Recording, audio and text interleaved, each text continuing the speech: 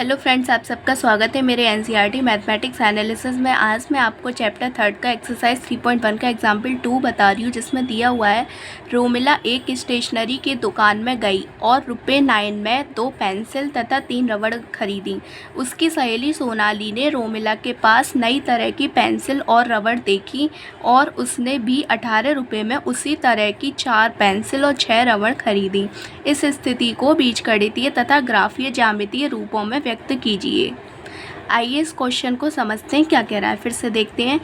रोमिला एक स्टेशनरी की दुकान में गई और उसके पास ₹9 थे, तो उसने ₹9 में 2 तो पेंसिल खरीदी और 3 रबड़ खरीदी। उसकी सहेली सोनाली रोमिला के पास गई और उसने नई तरह की पेंसिल और रबड़ देखी उसके पास, तो उसका भी मन हुआ।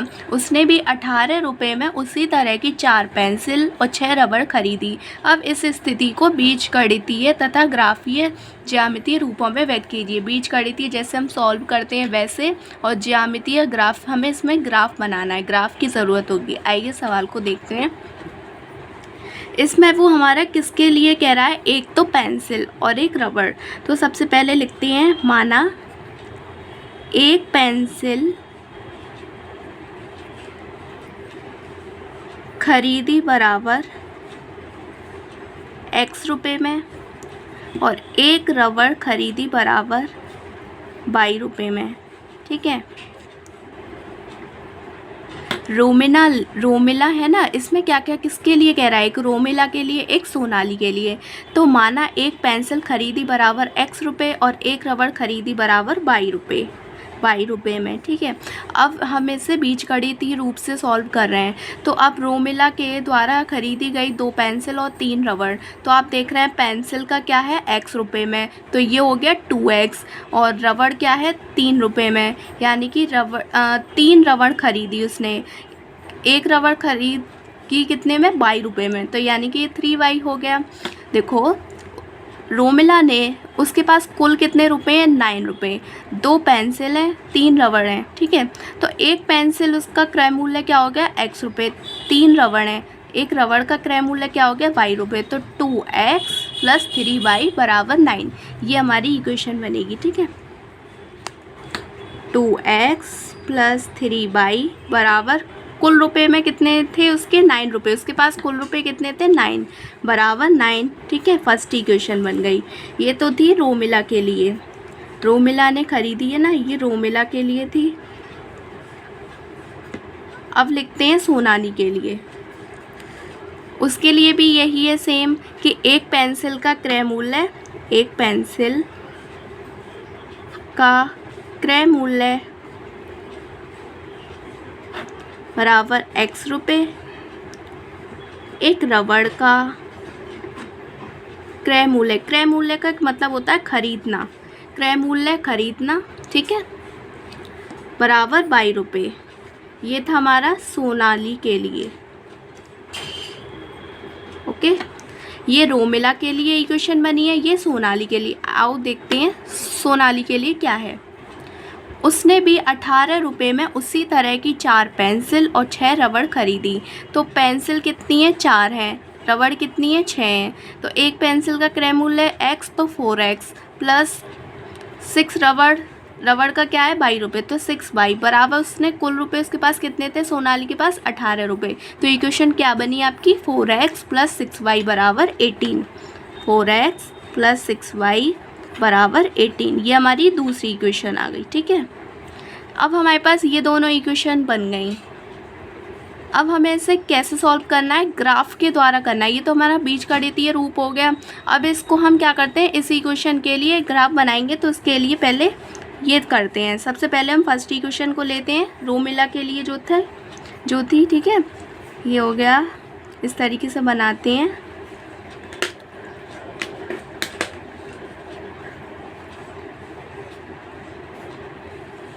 X और Y, तो ये इक्वेशन हमें यहाँ से Y की वैल्यू निकालनी है पहले।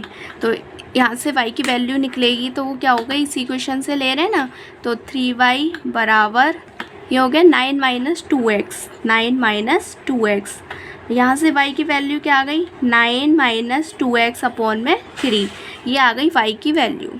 अब इस y की वैल्यू में सबसे पहले हम क्या करते हैं, x बराबर 0 रखते हैं। अगर x बराबर 0 रखेंगे तो हमारी y की वैल्यू क्या आएगी, ये निकालते हैं इस इक्वेशन से। ये फर्स्ट है ना हमारी, तो हमने x बराबर 0 रखा है तो y की वैल्यू निकालेंगे। अगर हमने यहाँ 0 रखा तो ये क्या हो गया पूरा 0, तो क्या आया 9 अपॉन में 3, तो y की वैल्यू क्या आ गई हमारी 3 आ गई y की वैल्यू। ठीक है, तो यहाँ y की वैल्यू 3 आ गई 0 रखने पर। अब हम y की जगह 0 रखते हैं तो x की वैल्यू निकालेंगे। y की जगह 0 रख रहे हैं अब, तो यहाँ रखते हैं y की जगह 0 रखा बराबर 9 माइनस, हमें किसकी वैल्यू निकालनी है, x की वैल्यू निकालनी है 2x अपॉन में 3। इसको इधर पहुँचाएंगे क्या हो गया 0 में ही हो गया 9 माइनस 2x। ठीक है, तो ये क्या आ गया 2x बराबर 9। x की वैल्यू क्या आ गई हमारी 9 अपॉन में 2, ये x की वैल्यू आ गई 9 अपॉन में 2। ठीक है, तो यहाँ रख देते हैं 9 अपॉन में 2। अब ऐसे ही दूसरी इक्वेशन को लेंगे, इस वाली को जो कि सोनाली के लिए थी। ठीक है, सोनाली के लिए हम यहाँ पे इक्वेशन बनाएंगे और बॉक्स बनाते हैं इसके लिए।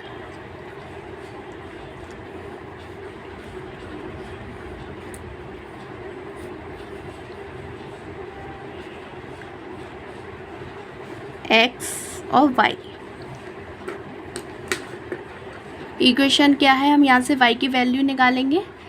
इस इक्वेशन से यहाँ से y की वैल्यू निकालते हैं। 6y बराबर 18 माइनस 4x, इसको हम इधर ले गए 18 माइनस 4x, तो यहाँ से अब y की वैल्यू क्या आ गई 18 माइनस 4x अपॉन में 6। आपको ये समझ में आ रहा है क्वेश्चन। हमारा सबसे पहले था कि रोमिला एक स्टेशनरी की दुकान में गई और रुपए 9 में 2 पेंसिल तथा 3 रबड़ खरीदी, तो उसके पास कुल रुपए थे 9, जिसमें 2 पेंसिल खरीदनी थी और 3 रबड़ खरीदनी थी उसे। तो ये क्या बन गई, और एक पेंसिल का क्रय मूल्य x रुपये, एक रबड़ का क्रय मूल्य y रुपये, तो 2x प्लस 3y बराबर 9, फर्स्ट इक्वेशन आ गई। उसकी सहेली सोनाली ने रोमिला के पास नई तरह की पेंसिल और रबड़ देखी और उसने भी 18 रुपये में उसी तरह की 4 पेंसिल और 6 रबड़ खरीदी। उसके पास कुल 18 रुपये थे, तो उसने क्या किया 18 रुपये में 4 पेंसिल ली और 6 रबड़, तो एक पेंसिल का क्रय मूल्य x था और एक रबड़ का क्रय मूल्य y रुपये था। तो उसकी इक्वेशन क्या बन गई 4x प्लस 6y बराबर 18, ये दूसरी इक्वेशन आ गई। अब हमें इसे ग्राफ के रूप में करना है, तो ग्राफ के रूप में पहले ही बीजगणितीय, वो कह रहा है ना कि इस स्थिति को बीजगणितीय और ग्राफीय ज्यामितीय रूपों में व्यक्त कीजिए। तो सबसे पहले हमने इसे बीजगणितीय में करेंगे, फिर इसका ग्राफ बनाएंगे। ग्राफ बनाने के लिए इसके हमें पॉइंट्स चाहिए होते हैं, तो पॉइंट्स हम इस तरीके से निकाल रहे हैं। यहाँ पर हमने पॉइंट्स निकाला भी आपको बताएंगे, ये रोमिला के लिए निकाला है, अब ये सोनाली के लिए निकालना है। तो y की ये इक्वेशन बन गई हमारी सेकंड। ठीक है, अब हम x की जगह 0 रखते हैं पहले, तो फिर हमें y की वैल्यू निकालनी है। y की वैल्यू निकालेंगे, x की जगह 0 रखेंगे, तो ये 0 हो गया पूरा। अगर हम इसकी जगह 0 रखें तो ये क्या बन गया y अब बराबर, अगर x की जगह 0 रखा तो y बराबर आ गया। हम ऐसे लिख लेते हैं कि x बराबर 0 रखेंगे तो y बराबर क्या आ गया, ऐसे ही यहाँ लिखते हैं। यहाँ पर हमने लिखा नहीं है, यहाँ पर x बराबर 0 सबसे पहले ये निकाला है ना, x बराबर 0 रख रहे थे तो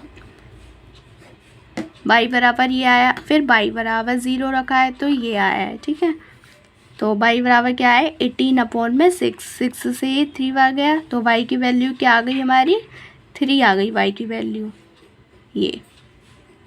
अब ऐसे ही y बराबर 0, अब y बराबर 0 रखेंगे,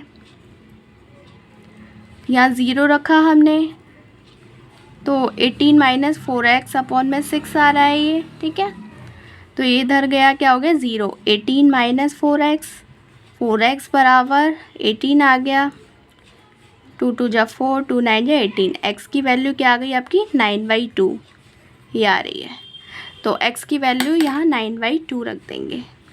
पहले भी हमारी यही आई थी और सेम यही आई है इसमें भी।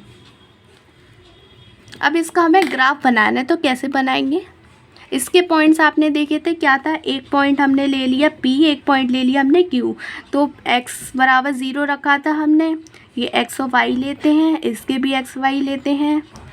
तो x 0 रखा था हमने, तो y की वैल्यू क्या आई थी, 3 आई थी।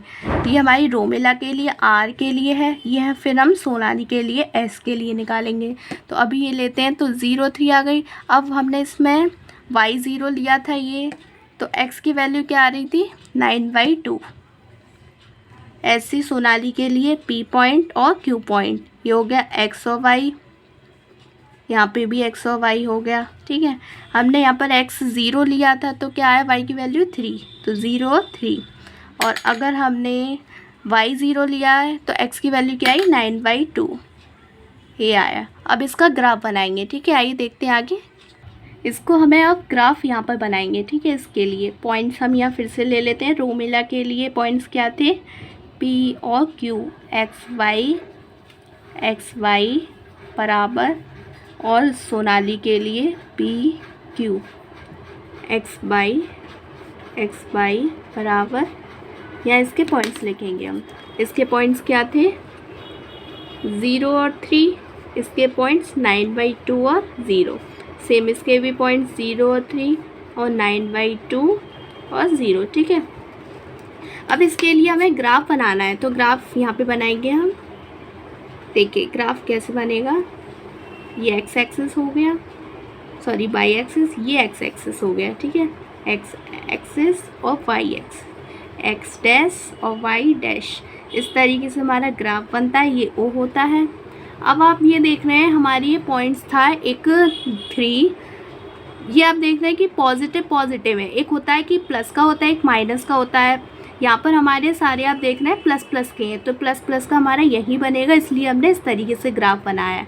अगर माइनस का भी आता तो हम चारों तरफ बराबर लेते, तो हमने प्लस का इसलिए ये बड़ा बनाया क्योंकि हमारे सारे पॉइंट्स आपको प्लस के दिख रहे हैं। ठीक है, तो अब ये हमें पॉइंट्स लेने 0 और 3। कैसे लेंगे, ये x एक्सिस पर है 0 और 3 y एक्सिस पर, तो 0 यहाँ से जाएगा, 0 ये हो गया, और 3 y एक्सिस पर, तो इसे बनाएंगे।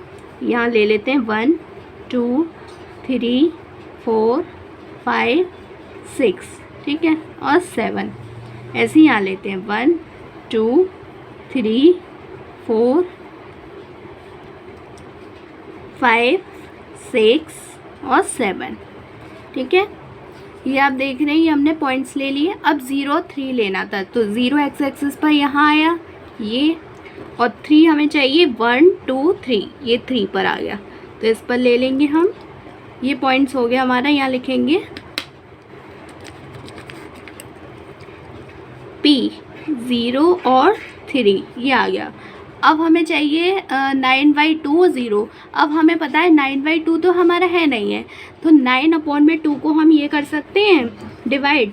जब हमारा 2 का डिवाइड 9 में होगा तो हमारा आता है 4.5। ठीक है, 4.5 4.5। तो आप 4.5 को कैसे लेंगे, एक तो 4 है एक 5 है, 4 और 5 के बीच में लिया जाएगा हमारा 4.5। ये 4.5 का ये हो गया पॉइंट। ठीक है, इसको हमने ले लिया नीचे 4.5। 9/2 होता है हमारा 4.5, तो ये 4 और 5 के बीच में होता है 4.5, तो ये नंबर हमने यहाँ ले लिया बीच में।